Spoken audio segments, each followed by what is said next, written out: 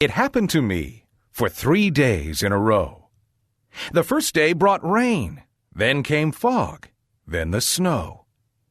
But each day the weather just ruined my plans for hot dogs and baseball and fun in the stands. So I called on my scientist friend, Dr. Sam. I said, "Are you busy?" He said, "Now I am. I know that you've come here with some harebrained scheme, so tell me which problems inspired this dream." I said, "Doc, now listen, you must understand. Wet weather is messing up all of my plans. There must be an answer to clouds in the sky that pour on my head and drip in my eye."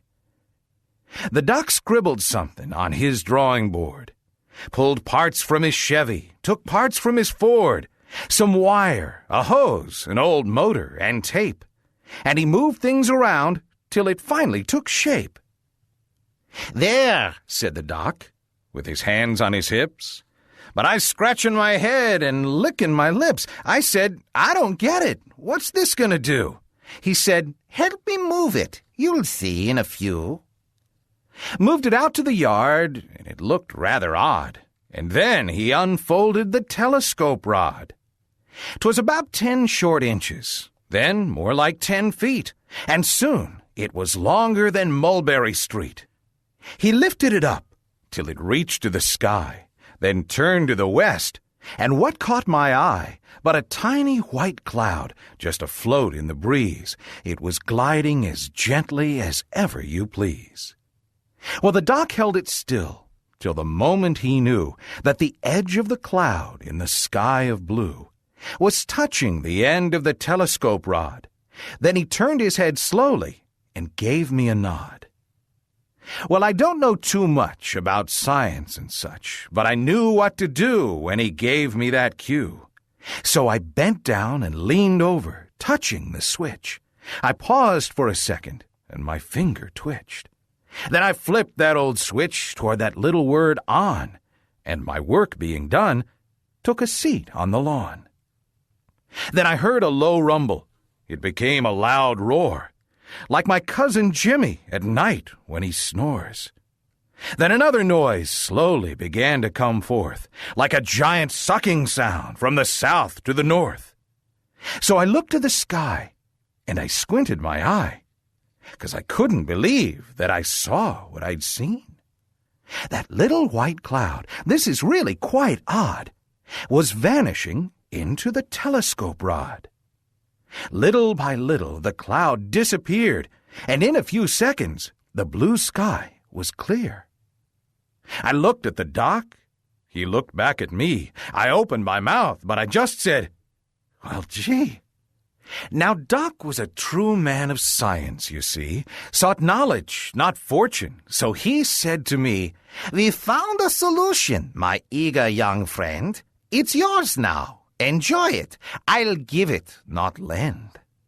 So I started thinking and started to plan. A contraption like this could make me a rich man.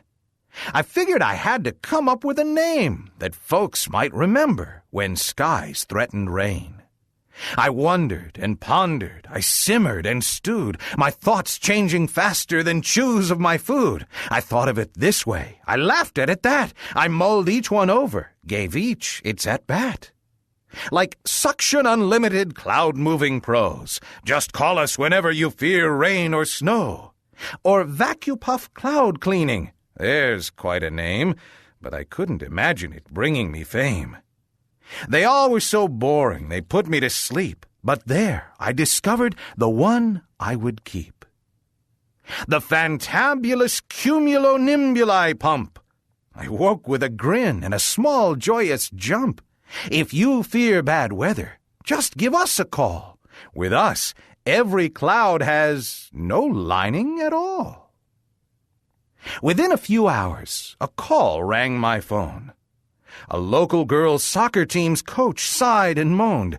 They had a big picnic planned the next day, but it looked like a thunderstorm stood in their way.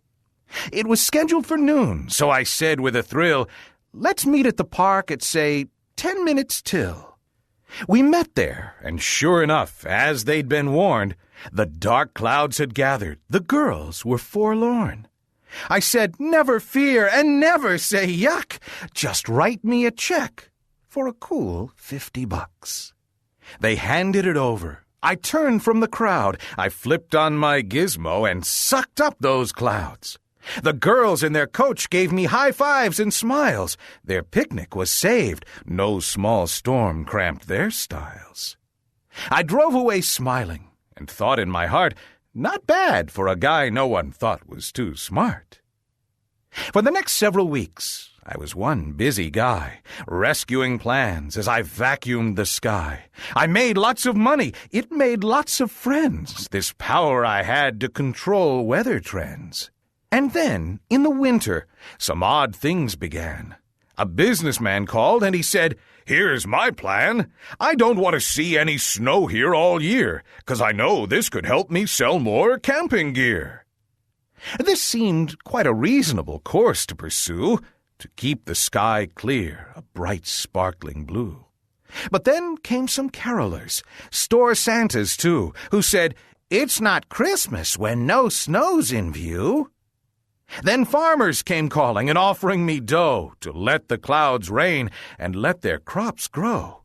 Umbrellas and wiper blades, raincoats and boots. The folks selling those things then offered me loot. Well, they all said they'd pay me, to do work or not. But I had to decide which ones I'd give a shot.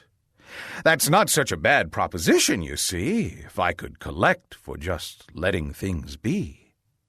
Well, soon I was rich, without lifting a hand, just watching the rain and the snow wet the land. All the rain rusted my weird wind machine, way too much hassle to keep dry and clean. Finally, I junked it.